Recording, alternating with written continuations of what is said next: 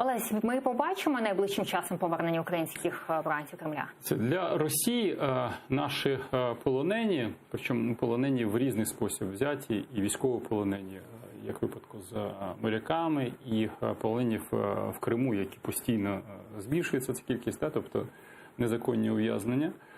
Це для Росії работоргівля. Яскравий приклад. Тобто вони їх збирають спеціально для того, щоб їм можна було торгуватись. І торгівля ця відбувається не так з Україною, як з сильнішими країнами, зокрема G7, для виторговування Росії якихось преференцій. Тобто про санкції, про які ви зняли, або про перевернення в цей клуб сімки, перетворення його на вісімку і так далі. Тобто от за це очевидно, що вони готові з барського плеча дарувати життя, тобто відпускати наших людей, але після того, повірте, вони будуть знову брати. Ну, в Криму ж вони можуть скільки завгодно брати знову. Серед тих людей, які вже протягом 2 днів немає жодного кримськотатарського прізвища, на ваш погляд?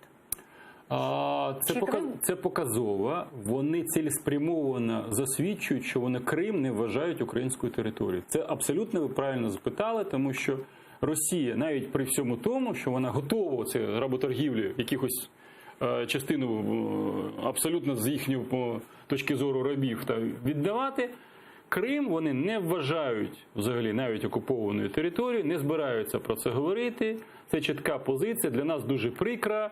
І мені здається, що для зміни ситуації нам більше потрібно спілкуватися з нашими західними союзниками, нам потрібно на рівних ставити окуповану Луганщину, Донеччину і Крим. Саме в такому контексті. На жаль, Україна як держава ці питання розділила з самого початку в переговорах з західними союзниками.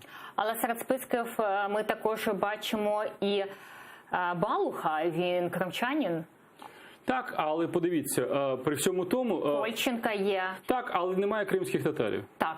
Тому що цих вони вважають, що вони там як українці, переселенці, перекиденці, як завгодно.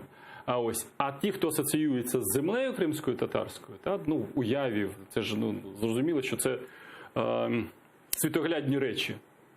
От саме тому мені здається, що їх викреслюють, щоб навіть не було згадок про Крим. Всіх решти вони голосять не кримчанами, мовно кажучи. Тобто той заїхав, той там...